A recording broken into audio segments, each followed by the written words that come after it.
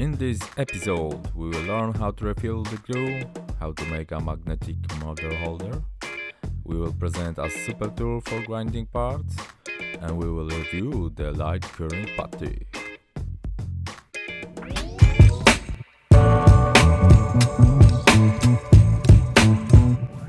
FT17 model I finished at the stage of closing the hull, and I admit that I didn't work too much according to the instructions.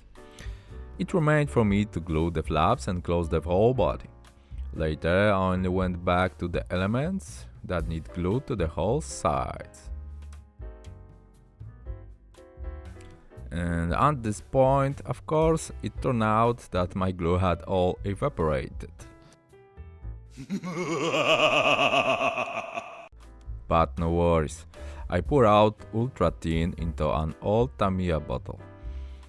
It's a quick and cheap way to regenerate glue by our refiller. You may ask, what's the difference between ultra thin and extra thin? Our glue evaporates faster and bonds the parts, leaving smaller mark. It's not as aggressively cooling, so that if you make a mistake, you can still peel off the parts, even after it dries. And guess what's more? In addition, it's gently perfumed, so there is no stubborn smell of this glue in your room. As for the joining of the parts, Meng has relied on joining the whole elements by touch, by contact.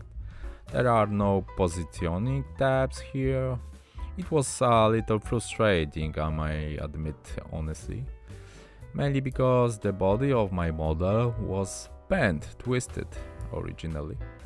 And all is all, it was my fault. Simply said, the box was laying crushed by other models for months.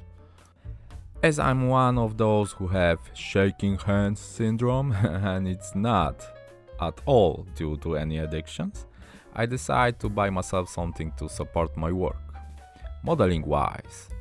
But in order not to squeeze the model and above all to make it mobile and that it can be easily and quickly removed, I use screws and magnets. The screws, of course, I squeeze with a wise. Magnets just stay with me after assembling furniture from Hobby Zone, such small cool ones. In fact, you can use whatever magnets you will find in your store. Now, all you need to do is glue the metal nuts inside the model, which will be invisible anyway. And by the way, they will add weight to the model, so it should not levitate on the tank tracks. And done!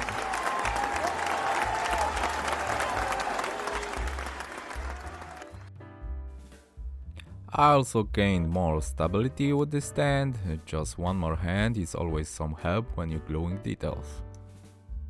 Speaking of details, there were a few in Meng. I will confess that I was surprised at how much. But no fear, anyone can handle it. Basic tools, careful work, and everything should go okay.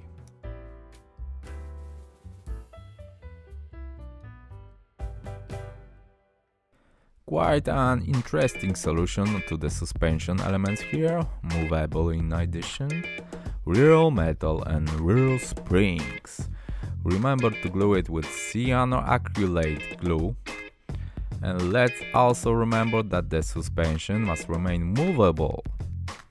Unfortunately, I made a mistake like a rookie and glued everything together rigidly. However, I realized this quickly and managed to still unglue it all. The shock absorber is working as it should. And now pro tip number 2, category tools. Proxxon mini grinder. This is one of my favorite tools without which I can no longer imagine working. Unfortunately, it requires an additional power supply, so the whole set costs a bit. Nevertheless, it's worth any penny spent. It has various tips to choose from, and it's army green. Besides, you can adjust the speed.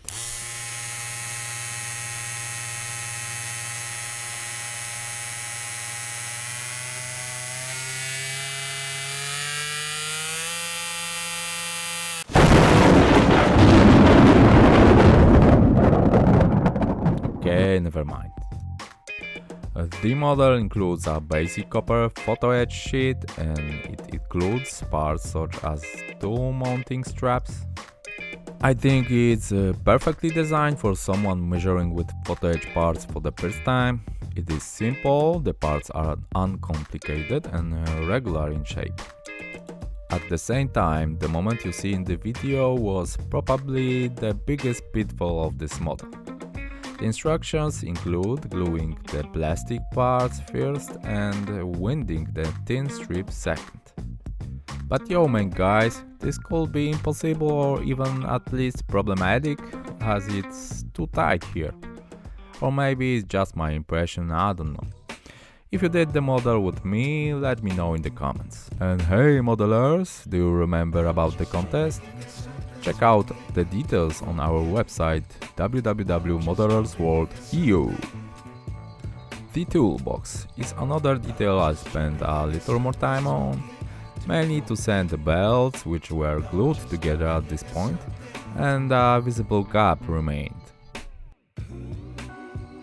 I did use putty and glue to smooth out this part. I also used ultra thin glue to give texture to this box to make it not so smooth.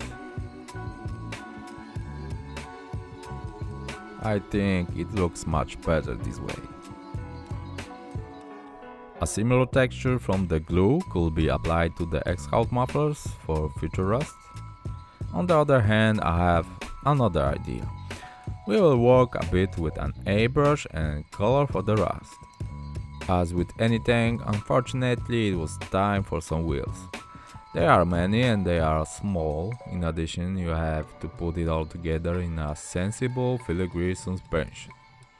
Unfortunately, here we have to blindly glue the individual parts together. It's a good idea to label the assembled suspension parts according to the instructions to make it easier for us. The order of the arrangement is very important. Later, when assembling the suspension, we need to put them together in correct order. On the other hand, what I have to praise this model for is that the fit is overall excellent. Here everything depends on our manual skills. And skills are skills, they are better or worse. The most important thing is not to worry and don't give up.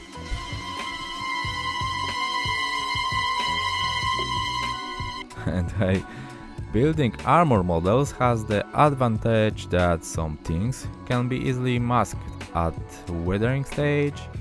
Here at this point we should sand it very carefully. However, in my case, this will be covered up by pieces of mud and effectively mask the imperfect part. I just need to focus on making sure the parts visible from the top are sanded to perfection. That's why I like about the Meng kit, we don't have to cut individual track links from the frames. We have them prepared separately, so the assembly is fast and efficient. There was one component to remove, and that's basically it. The whole thing glues together in no time. The construction of the stand, the base for the model, is also trouble-free. I chose this kit basically to convince those still undecided to build dioramas that it's really great fun and cool area of scale modeling. This is also a great asset of this kit, quite unique on the market as the manufacturer offered the base as a plastic model. This is a great entry threshold for people who have never built dioramas. Although we should actually say vignettes, but what I'm trying to say is I really understand that some people entering this scale modeling world may be scared to work with materials like express polystyrene foam or any other form of terrain sculpting. Here we have a finished piece of plastic base that can convince us to building such scenery is a great fun, and that is actually not difficult at all. look like I really think models on some kind of base just look more interesting. I think many people will try to create some small scenery on their own after assembling this model, and also considering the relatively small price of this kit, this is a great deal for modelers, maybe not so much intermediate modelers, but those who have completed their first model and want to go up a level. And for the base itself, offered by Meng, it's quite simple to assemble. You must bear in mind that the manufacturer suggests that upper part of it and the front should be painted in some matte or sand color, but we will use matte paste in our case. So we are relieved of the need to sand all those joints smoothly. In my case, even on these smooth side surfaces, I will imitate the soil cross-section. So for sanding, I'm left with the base of the stand itself. After grinding it with a 240 rigid file, I need to fill the gaps. And this is where the teasers comes to action. Tamiya light curing putty, a product with as many pros as cons. I appreciate it for several critical reasons. That is the speed of the work, convenience, and of course results. To avoid sounding like call center salesman trying to sell you magic cooking pots, maybe we'll start with the cons though. The first one reveals itself when I try to record the whole process. Simply have to work in the dark, and that's how, unfortunately. It is necessary to putty the model blindly. Well, no, I'm just kidding. The idea is not to illuminate it with direct light. We have to turn off all the close shining lamps above the desk. If we don't, the putty will simply dry before we will fill the gaps. So we dim the light and start applying putty. In practice, this is a bit of disadvantage because, as you know, well-lit workspace makes things a lot easier. The plus side of this product is a long open time. What I mean is using, for example, white putty or grey putty of Tamiya.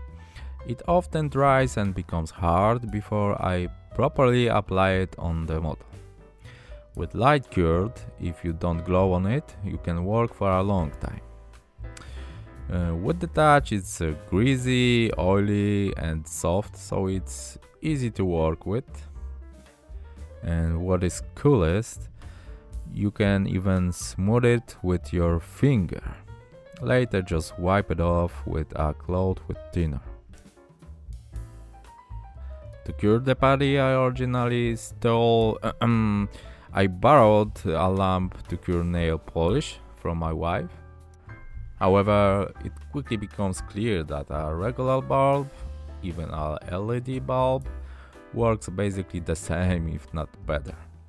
The beauty cures to the touch in just a dozen seconds, but in my experience it's best to spend more time on this process, maybe about 10 to 15 minutes. If we try to sand it sooner, it will produce a sticky and greasy residue which will just clog our sandpaper or sanding sponges, and it will get difficult. So let's keep in mind that this is not a perfect product, and in more detailed tasks, a traditional modeling putty will usually work better for filling around some small teeny parts. The last thing I did was mark the left parts of the diorama with numbers, and I will paint them separately. Of course, properly matching those of the frames just for identification purpose to make it easier for me to arrange them later. And so it is born, somewhat in pain and suffering, Model FT17 ready to be painted. Model which I started while developing a magazine on our site. Later, the idea for a YouTube channel was born. And if you have made it to this point, I would like to thank you first. Our channel is a fresh project and I hope it will grow and I will be able to publish new videos with as much frequency as possible. I won't deny that running a business in this industry and as the owner of the Modelers World brand, I'm concerned not only with providing education and entertainment but also with the company's development in these difficult times, especially in businesses in Poland. So if you think it's worth supporting us, you can do so by becoming a patron of this channel. You will read all about everything on our online platform where you can find our product store and a blog with all the content just for patrons. There you will also read more about the details. I hope that with your help we can create a channel of the quality which our products are famous for. And one thing more, you will get access to the basic content for patrons for a month free with every product purchase you will make from our website. Remember, we sell with direct shipping worldwide. So no matter where you're from, you can support modeling culture and our modelers world. Thank you.